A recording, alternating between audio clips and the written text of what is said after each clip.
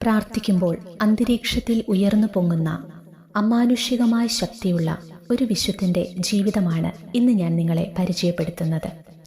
പഠിക്കാൻ ബുദ്ധിമുട്ട് അനുഭവപ്പെടുന്ന കുഞ്ഞുങ്ങൾ, പരീക്ഷയ്ക്ക് ഒരുങ്ങുന്നവരൊക്കെ പ്രാർത്ഥനയോടെ കേൾക്കുക. പഠിക്കാൻ ബുദ്ധിമുട്ടുള്ളവരുടെ പ്രത്യേക മധ്യസ്ഥനാണ് ഈ വിശുദ്ധൻ. നമ്മുടെ മക്കളെയൊക്കെ ഈ വിശുദ്ധൻ വഴി ദൈവകരങ്ങളിൽ സമർപ്പിച്ച് അവരുടെ ബുദ്ധി, മനസ്സ്, ഓർമ്മ, ചിന്തകളെല്ലാം പരിശുദ്ധാത്മാവ് ഏറ്റെടുത്ത് നയിക്കുന്നതിനായി പ്രാർത്ഥിച്ചുകൊണ്ട് പ്രാർത്ഥനാപൂർവം നമുക്കിത് ശ്രവിക്കാം. ജനന സമയം മുതലേ ഇത്രയും കുറവുകളും ബുദ്ധിമുട്ടും സഹിക്കേണ്ടി വന്ന വിശുദ്ധർ അധികമുണ്ടാവില്ല. ഒന്നിനും കൊള്ളില്ലെന്ന് സ്വന്തം അമ്മ പോലും വിധിയെഴുതിയ വിഡ്ഢിയായ വാപുളിയനെന്ന് വിളിച്ച് സഹപാഠികൾ കളിയാക്കിക്കൊണ്ടിരുന്ന ഒരു പാവം ബാലൻ ദൈവപരിപാലന കൊണ്ട് മാത്രം സെമിനാരി പഠനം പൂർത്തിയാക്കി പറക്കും പുണ്യാളനെന്ന അപൂർവ ബഹുമതിയോടെ കത്തോലിക്ക സഭയുടെ മുത്തായി.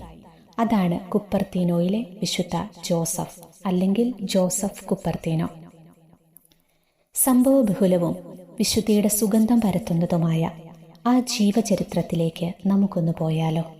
അറിയണ്ടേ എഴുതാനും വായിക്കാനും അറിയാത്ത ആ വിഡ്ഢി പുരോഹിതനായ വിശുദ്ധനായ ആ കൃപയുടെ വഴികൾ. ഈശോയുടെയും വിശുദ്ധ ഫ്രാൻസിസ് അസീസിയുടെയും പോലെ ഒരു എളിയ കാലിത്തൊഴുത്തിലാണ് ജോസഫ് ഡേസ 1603 ജൂൺ 17 ഇറ്റലിയിൽ ബ്രിഡ്സിക്കും ഓറന്റോയ്ക്കും ഇടയിലുള്ള കുപ്പർത്തീനോ എന്ന പ്രദേശത്ത് ജനിക്കുന്നത്. ചെരുപ്പുകുത്തിയായിരുന്ന അപ്പൻ മൂക്കോളം കടത്തിൽ മുങ്ങി ഇടയ്ക്കിടയ്ക്ക് പുറപ്പെട്ടു പോയിരുന്നു.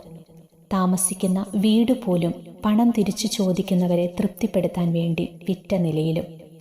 അവൻ്റെ അമ്മ നാണക്കേട് കൊണ്ട് തൽക്കാലത്തേക്ക് മറ്റുള്ളവരിൽ നിന്ന് ഒളിച്ചു താമസിച്ചിരുന്ന വീടിൻ്റെ പുറകിലുള്ള തൊഴുത്തുപോലുള്ള സ്ഥലത്താണ് ജോസഫ് പിറന്നത്. അധികം വൈകാതെ പിതാവ് മരിച്ചു. ചെറുപ്പത്തിൽ അസുഖങ്ങൾ എളുപ്പം പിടിപെട്ടിരുന്ന ജോസഫ് ദൈവകാരുണ്യം കൊണ്ടാണ് പലപ്പോഴും രക്ഷപ്പെട്ടത്. അതുകൊണ്ട് തന്നെ സ്കൂൾ വിദ്യാഭ്യാസവും വേണ്ടവിധം ലഭിച്ചില്ല. സ്കൂളിൽ പോകാൻ കഴിയുമ്പോൾ തന്നെ ഒരു വാചകം തെറ്റില്ലാതെ പറയാനോ എഴുതാനോ അറിയില്ലായിരുന്നു. ഒന്നിലും ശ്രദ്ധയില്ലാത്തവനെ പോലെ എന്തൊക്കെയോ ചിന്തിച്ചു നടന്ന അവനെ ഒരു വിഡ്ഢിയായാണ് സഹപാഠികൾ കരുതിയത്. ചെറുപ്പം മുതലേ ചില ദർശനങ്ങളും വെളിപാടുകളും കിട്ടിയിരുന്നത് കൊണ്ടാവാം ചുറ്റുപാടുകളെക്കുറിച്ച് ബോധമില്ലാതെ വാ തുറന്ന് തെരുവിലൂടെ നടന്നിരുന്ന ജോസഫിനെ കുട്ടികൾ വാപുളിയൻ എന്നാണ് വിളിച്ചിരുന്നത്. ഭക്ഷണ സമയത്തു പോലും പലപ്പോഴും എത്താത്ത അവൻ്റെ മറുപടി ഞാൻ മറന്നുപോയി എന്നായിരിക്കും. ഒരു പേടിത്തൊണ്ടനെ പോലെയായിരുന്നു. പെട്ടെന്നുള്ള ഒരു ശബ്ദം, പള്ളിമണി പോലും കേട്ടാൽ അവൻ്റെ കയ്യിലെ പുസ്തകങ്ങൾ താഴെ വീണിരിക്കും. ഒരു ചെരുപ്പുകുത്തിയുടെ സഹായിയായി നിൽക്കാൻ ശ്രമിച്ചെങ്കിലും അവിടുത്തെ ഒരു പണിയും അവന് പഠിക്കാൻ കഴിഞ്ഞില്ല. അവനെ ഒരു ഭാരമായി കരുതിയ സ്വന്തം അമ്മയ്ക്കു പോലും അവനെ വേണ്ടായിരുന്നു. ഒരു നല്ല കാര്യമുള്ളത് ആർക്കും തന്നെ വേണ്ടാത്തതിൽ നിരാശയ്ക്ക് അടിപ്പെടാനൊന്നും നിൽക്കാതെ താൻ ആയിരിക്കുന്ന ആ അവസ്ഥയെ അവൻ സ്വീകരിച്ചു എന്നുള്ളതാണ്. ദൈവസ്നേഹത്തെപ്പറ്റി ഉത്തമ ബോധ്യമുള്ള വ്യക്തി അങ്ങനെയായിരിക്കുമല്ലോ. അവൻ സ്വയം വിളിച്ചിരുന്നത് കഴുത സഹോദരൻ എന്നാണ്. ഏറെ പ്രാർത്ഥിച്ചിരുന്ന അവന് പരിശുദ്ധ അമ്മയോട് നല്ല ഭക്തിയായിരുന്നു. ചുറ്റുപാടുകളോടുള്ള അവൻ്റെ ശ്രദ്ധക്കുറവിന് കാരണം തന്നെ ഒരു ചെറിയ കാര്യം പോലും അവനെ സൃഷ്ടാവിനെക്കുറിച്ചും ദൈവസ്നേഹത്തെക്കുറിച്ചുമൊക്കെ ഓർമ്മിപ്പിച്ചിരുന്നതുകൊണ്ടാണ്. സൃഷ്ടികളെ കാണുമ്പോൾ, പ്രപഞ്ചത്തിലെ വസ്തുക്കളെ കാണുമ്പോഴെല്ലാം കുറച്ചു കഴിയുമ്പോഴേക്കും അവൻ്റെ ജീവിതം മറ്റൊരു വിശുദ്ധൻ്റെ ജീവിതത്തിലുമില്ലാത്ത പോലെ പാരവശ്യങ്ങളുടെയും അത്ഭുത രോഗശാന്തികളുടെയും അസാധാരണ സംഭവങ്ങളുടെയും നീണ്ട ഘോഷയാത്രയായി മാറി. അവന് 17 വയസ്സായപ്പോൾ ഭക്ഷണം യാചിച്ചുകൊണ്ട് അവൻ്റെ നാട്ടിലേക്ക് വന്ന ഒരു ഫ്രാൻസിസ്കൻ സഹോദരനെ കണ്ട് അതുപോലെയാകാൻ അവൻ ആഗ്രഹിച്ചു. ഏറെ ഫ്രാൻസിസ്കൻ ആശ്രമങ്ങളുടെ വാതിലിൽ മുട്ടി. അവസാനം ഒരാശ്രമത്തിൽ അവനെ ഒരു തുണ സഹോദരനായി സ്വീകരിക്കുന്നതുവരെ. പക്ഷേ കാര്യമൊന്നും ഉണ്ടായില്ല. ഒന്നും ശരിയാമണ്ണം ചെയ്യാൻ അവനാകില്ലല്ലോ. മാത്രമല്ല അവൻ്റെ ശ്രദ്ധ പാളിപ്പോകുന്നത് മറ്റുള്ളവർക്ക് അസഹനീയമായി. എന്തെങ്കിലും പണി ചെയ്യുന്നതിനിടയിലാവും പെട്ടെന്ന് പ്രതിമ പോലെ നിൽക്കുന്നത്. ഒട്ടും അനുയോജ്യമല്ലാത്ത സ്ഥലങ്ങളിലാവും അവന് പെട്ടെന്ന് മുട്ടിൽ നിൽക്കുന്നത്. പിടിച്ചിരിക്കുന്ന പാത്രങ്ങളോ അതിലെ സാധനങ്ങളോ ഒക്കെ താഴെ വീണ് പൊട്ടിയാൽ പോലും അറിയില്ല. അവൻ കൂടുതൽ ശ്രദ്ധിക്കുന്നതിനായി അവൻ കാരണം പൊട്ടിയ പാത്രകഷ്ണങ്ങൾ അവൻ്റെ വസ്ത്രത്തിൽ അങ്ങിങ്ങായി ആശ്രമവാസികൾ വെച്ചുപിടിപ്പിച്ചെങ്കിലും ഒരു കാര്യവും ഉണ്ടായില്ല. 8 മാസങ്ങൾക്ക് ശേഷം അവനോട് അവർ അവിടം വിട്ടുപോകാൻ ആവശ്യപ്പെട്ടു. പിന്നീട് അവൻ പറഞ്ഞിരുന്നു, അവൻ്റെ സന്യാസവേഷം അവർ ഊരി മേടിച്ച ദിവസമായിരുന്നു അവൻ്റെ ജീവിതത്തിലെ ഏറ്റവും വിഷമം പിടിച്ച ദിവസം. അതിനോടൊപ്പം ശരീരത്തിലെ ചർമ്മം കൂടി പറിച്ചെടുത്താലെന്ന പോലെ അവന് വേദനിച്ചു. ക്ഷീണിച്ചും വിശന്നും കീറിയ വസ്ത്രവുമായി നടന്ന് സമ്പന്ന കച്ചവടക്കാരനായ അവൻ്റെ ഒരമ്മാവൻ്റെ വീട്ടിൽ ചെന്ന് കയറി. എന്തെങ്കിലും ജീവിതമാർഗത്തിനുള്ള വഴി തെളിയുമെന്ന പ്രതീക്ഷയിൽ. പക്ഷേ ഒരു ചില്ലറ തുട്ടുപോലും നൽകാതെ അവർ അവനെ അധിക്ഷേപിച്ച് ഇറക്കിവിട്ടു. പിന്നെയും നടന്ന് അവൻ്റെ നാടായ കുപ്പർത്തീനോയിലെത്തി. വാതിൽ തുറന്നപ്പോൾ അമ്മയെ കണ്ടു. ക്ഷീണം കൊണ്ട് അവൻ അമ്മയുടെ കാൽക്കലേക്ക് വീണു. ഒരു വാക്കുപോലും പറയാനുള്ള ശക്തിയില്ലാതിരുന്ന ജോസഫ് ഇത്തിരി ദയക്കായി കണ്ണീര് നിറഞ്ഞ കണ്ണുകൊണ്ട് അവൾക്ക് നേരെ നോക്കി. പക്ഷെ അതിനുപോലും കഠിനമായ അവളുടെ ഹൃദയത്തിൽ ചലനമുണ്ടാക്കാൻ കഴിഞ്ഞില്ല. ആശ്രമത്തിൽ നിന്ന് പോലും നിന്നെ ഇറക്കിവിട്ടോ? അവൻ്റെ അമ്മ അലറി.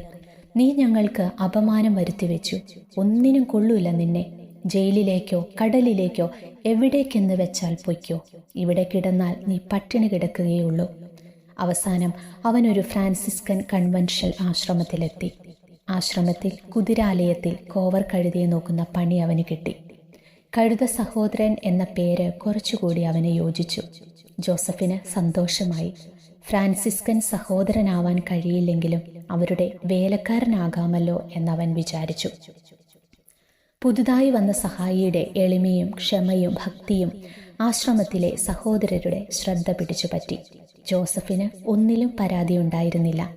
അവർ കൊടുത്ത വസ്ത്രം ധരിച്ചു, കൊടുത്ത ഭക്ഷണം കഴിച്ചു, കുതിരാലയത്തിൽ കാണുന്ന പലകയിൽ കിടന്നുറങ്ങി. സമയം കിട്ടുമ്പോഴൊക്കെ ആശ്രമത്തിലെ സഹോദരർക്കായി അവൻ പോയി ഭിക്ഷയാചിച്ചു. മാത്രമല്ല, അവൻ എപ്പോഴും സന്തോഷമുള്ളവനും മറ്റ് സഹോദരരെ എപ്പോൾ കണ്ടാലും ഊഷ്മളതയോടെ സ്വീകരിക്കുന്നവനുമായിരുന്നു. അവനെ സഭയിലേക്ക് സ്വീകരിക്കാനും പുരോഹിതനാക്കാനും അവർ ആഗ്രഹിച്ചു. ദൈവത്തിൻ്റെ പദ്ധതികൾ നടപ്പാവുക വഴികൾ. പക്ഷെ ജോസഫിനുണ്ടോ പഠിക്കാൻ പറ്റുന്നു? എഴുതാനും വായിക്കാനും പോലും ശരിക്കറിയില്ല. ദൈവവചനം പഠിക്കാനും എളുപ്പമല്ല. ഒരെണ്ണമേ അവന് ശരിക്കറിയാവൂ. ലൂക്ക 11:27. നിന്നെ വഹിച്ച ഉദരം ഭാഗ്യമുള്ളവ. ആ വാചകം ഓർക്കുമ്പോഴേക്ക് പരിശുദ്ധ അമ്മയോടുള്ള ഭക്തിയിൽ അവൻ ആകെ മുങ്ങി പരിസരബോധം നഷ്ടപ്പെട്ടിട്ടുണ്ടാകും. ഇങ്ങനെയൊക്കെ ആണെങ്കിലും ആത്മീയപരമായ ചില ചോദ്യങ്ങൾക്കുള്ള അവൻ്റെ മറുപടി ആരെയും അത്ഭുത പരതന്ത്രമാക്കുന്ന തരത്തിൽ ജ്ഞാനം നിറഞ്ഞതായിരിക്കുകയും ചെയ്യും. അങ്ങനെ ഡീക്കൻ പട്ടം കൊടുക്കുന്നതിന് വേണ്ടി ബിഷപ്പ് ഓരോരുത്തരോടായി ചോദ്യങ്ങൾ ചോദിക്കുകയാണ്. ജോസഫിനോടായപ്പോൾ ബിഷപ്പിൻ്റെ കണ്ണ് ചെന്ന് നിന്ന വചനം അവനാകെ അറിയാവുന്ന ലൂക്ക 11:27 തന്നെ. അതിനെപ്പറ്റി പറയാൻ പറഞ്ഞപ്പോൾ നല്ല രീതിയിൽ തന്നെ അവനത് ചെയ്തിരിക്കുമെന്നതിൽ സംശയം വേണ്ടല്ലോ.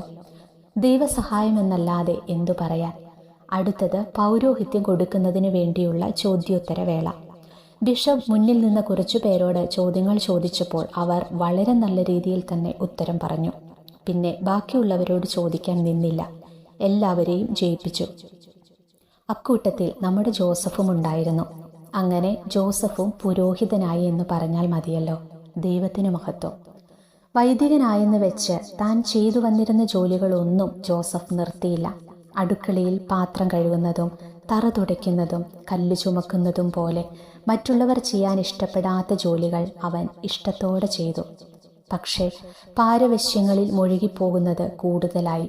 പ്രാർത്ഥനയ്ക്കിടയിൽ ദൈവസ്നേഹത്തിൽ നിമഗ്നനായി ചുറ്റും നടക്കുന്നതൊന്നും അറിയാതെ മണിക്കൂറുകൾ അവൻ നിന്നു.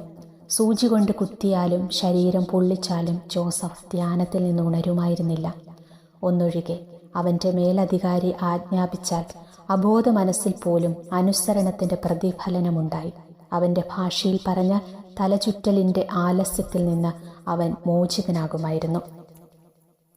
അവൻ വഴിയുള്ള അത്ഭുതങ്ങൾ പെരുകി വന്നു. അന്ധരെ അവൻ തൊടുമ്പോൾ കാഴ്ച ലഭിച്ചു. അസുഖമുള്ള കുട്ടിയെ കയ്യിലെടുത്താൽ അസുഖം മാറി. പരഹൃദയ ജ്ഞാനമുണ്ടായിരുന്നു. വിദ്യാഭ്യാസം കാര്യമായൊന്നുമില്ലെങ്കിലും വിശ്വാസ സംബന്ധമോ ദൈവശാസ്ത്രപരമോ ആയ കാര്യങ്ങളിൽ ഉത്തരം പറയാൻ അസാധാരണ കഴിവുണ്ടായിരുന്നു.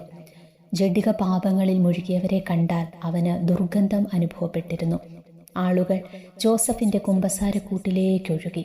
പുറത്തു പോകുമ്പോൾ തിരുശേഷിപ്പിനായി അവൻ്റെ വസ്ത്രകഷ്ണങ്ങൾ ജനങ്ങൾ മുറിച്ചെടുത്തു. ഒരേ സമയം ജോസഫ് 2 സ്ഥലങ്ങളിൽ ആയിരുന്നിട്ടുണ്ട്. പക്ഷേ പ്രാർത്ഥനയിൽ സ്വയം മറക്കുമ്പോൾ നിന്നിടത്ത് നിന്ന് ഉയരുന്ന സവിശേഷത ഉണ്ടായിരുന്നതുകൊണ്ട് ജോസഫ് കുപ്പർത്തീനോയെ ഏറ്റവും പ്രസിദ്ധനായത് പറക്കുന്ന വിശുദ്ധൻ എന്ന പേരിലാണ്. കുർബാനയ്ക്കിടയിൽ പെട്ടെന്ന് ഉയർന്നു പൊങ്ങുന്നത് ആളുകളെ അമ്പരപ്പിച്ചു. ഉത്തരത്തിനടുത്തുള്ള പരിശുദ്ധ അമ്മയുടെ ചിത്രത്തെപ്പറ്റി ഒന്ന് ധ്യാനിക്കുമ്പോഴേക്ക് ആളിത പൊങ്ങി അതിനടുത്തെത്തിയിരിക്കും. ഭക്ഷണം വിളമ്പുന്നതിനിടയിൽ അതുമായി ഉയർന്നു പൊങ്ങിയാൽ എങ്ങനെയിരിക്കും? പുറത്താണെങ്കിൽ ചിലപ്പോൾ പറന്ന് വല്ല മരക്കൊമ്പിലിരുന്ന് അവിടെ ഇരുന്നാവും ബാക്കി ധ്യാനം. 100 കണക്കിന് ആളുകളാണ് ഇതുപോലുള്ള സംഭവങ്ങളുടെ ദൃക്സാക്ഷികൾ. ഒരിക്കൽ 36 അടിയുള്ള ഭാരമുള്ള കുരിശുയർത്തി മറ്റ് 2 കുരിശുകളുടെ ഇടയിൽ സ്ഥാപിക്കാൻ പണിക്കാർ ബുദ്ധിമുട്ടിയപ്പോൾ ജോസഫ് പറന്ന് ഒരു വൈക്കോൽ തുരുമ്പ് പിടിക്കുന്ന ലാഘവത്തോടെ കുരിശെടുത്ത് അതിനായി കുഴിച്ചിരുന്ന കുഴിയിൽ കൊണ്ടു നാട്ടി. പക്ഷേ ഇതിൻ്റെ ഒക്കെ പേരിൽ അവൻ അനുഭവിക്കേണ്ടി വന്ന മാനസിക പ്രയാസങ്ങളും സഹനങ്ങളും ചില്ലറയായിരുന്നില്ല. അവൻ്റെ പൗരോഹിത്യ ജീവിതത്തിലെ 35 വർഷമാണ് പൊതുവായി ദിവ്യബലി അർപ്പിക്കാൻ കഴിയാതെ ഒരു ചെറിയ ചാപ്പലിൽ മാത്രം അത് ചെയ്യേണ്ടി വന്നത്. എല്ലാവരുടെയും ഒപ്പം ഭക്ഷണം കഴിക്കാനോ യാമപ്രാർത്ഥനകൾ ചൊല്ലാനോ പ്രദക്ഷിണത്തിൽ പങ്കെടുക്കാനോ അനുവാദമുണ്ടായില്ല. അവൻ്റെ ഈ പ്രവർത്തികൾ നല്ല ഉദ്ദേശത്തോടെയല്ലെന്നും മറ്റുള്ളവരുടെ മുൻപിൽ ആളാകുന്നതാണെന്നും ചില പുരോഹിതർ കുറ്റപ്പെടുത്തി. അവൻ ചെയ്ത അത്ഭുത പ്രവർത്തികൾക്ക് ചില ധനികർ കൊടുത്ത സമ്മാനങ്ങൾ അവൻ നിരസിച്ചത് പല വൈദികരിലും നീരസമുണ്ടാക്കി. ശല്യക്കാരൻ എന്ന് മുദ്രകുത്തി വികാരി ജനറാളച്ചന് അവർ പരാതി കൊടുത്തു. നേപ്പിൾസിൽ നിന്ന് അന്വേഷണത്തിന് വന്ന അധികാരികൾക്ക് പരിശോധനയ്ക്ക് ശേഷം അവനിൽ ആരോപിക്കാൻ കുറ്റമൊന്നും ഉണ്ടായില്ല. ഫ്രാൻസിസ്കൻ സഭയുടെ റോമിലെ സുപ്പീരിയർ ജനറൽ അവൻ്റെ അഗാധമായ എളിമയിൽ അങ്ങേയറ്റം പ്രീതിയുള്ളവനായി. ഊർബൻ 8 പാപ്പയുടെ അടുത്തേക്ക് അവനെ കൊണ്ടുപോയി. പാപ്പായെ കണ്ടപ്പോൾ പെട്ടെന്ന് പാരവശ്യത്തിലാണ്ട ജോസഫ് എല്ലാവരെയും അത്ഭുതപ്പെടുത്തിക്കൊണ്ട് അന്തരീക്ഷത്തിലേക്ക് ഉയർന്നു. വാപൊളിയൻ എന്ന ചീത്തപ്പേര് കേട്ടിരുന്ന ആ പയ്യനെ കാണുന്നവരാണ് ഇപ്പോൾ വാ പൊളിക്കേണ്ടി വരുന്നതെന്നുള്ളതാണ് അതിലെ രസം. 1653 പെറൂജിയയിലെ അന്വേഷണ സംഘത്തിൽ ഉൾപ്പെട്ടവർ കപ്പൂച്ചിൻസിനോട് ജോസഫിനെ അകലെയുള്ള ഏതെങ്കിലും ആശ്രമത്തിൽ അതീവ ജാഗ്രതയിൽ സൂക്ഷിക്കാൻ നിർദ്ദേശിച്ചു. അവനെ അന്വേഷിച്ചെത്തുന്ന ജനങ്ങൾ ആ സ്ഥലം കണ്ടെത്തുമ്പോൾ മറ്റൊന്നിലേക്ക് മാറ്റും. അങ്ങനെ 4 കൊല്ലത്തോളം തുടർന്നു. 1657 അവൻ്റെ പഴയ കൺവെൻഷ്വൽ ആശ്രമത്തിലെത്തിച്ചു. ഓസിമോയിലെ ആശ്രമത്തിൽ ഒരു സ്വകാര്യ ചാപ്പലുള്ള ചെറിയ മുറിയിൽ അവനെ ആക്കി. നിർദ്ദിഷ്ട സഭാധികാരികൾക്ക് മാത്രമേ അവിടേക്ക് പ്രവേശനമുണ്ടായുള്ളൂ. അപ്പോഴേക്കും ജോസഫിൻ്റെ ജീവിതം തന്നെ തുടർച്ചയായ ധ്യാനവും പാരവശ്യങ്ങളുമായി രൂപാന്തരപ്പെട്ടിരുന്നു. ജനനം മുതലേ എല്ലാവരാലും പരിത്യജിക്കപ്പെട്ട ആ ജീവിതം ദൈവത്തിലേക്ക് കൂടുതൽ ഒന്നായി. ഓസിമോയിൽ നിന്ന് പിന്നെ എങ്ങോട്ടും ജോസഫ് പോയില്ല. 1663 തുടരെ അവന് പനിയുണ്ടായി. സ്വർഗാരോഹണ തിരുനാൾ വരെ ദിവ്യബലി അർപ്പിച്ചിരുന്നു. പിന്നീട് രോഗക്കിടക്കയിൽ തന്നെ കഴിഞ്ഞുകൂടിയെങ്കിലും ദിവ്യകാരുണ്യ സ്വീകരണം മുടക്കിയിരുന്നില്ല. അവസ്ഥ മോശമായപ്പോൾ അന്ത്യകൂദാശ നൽകി.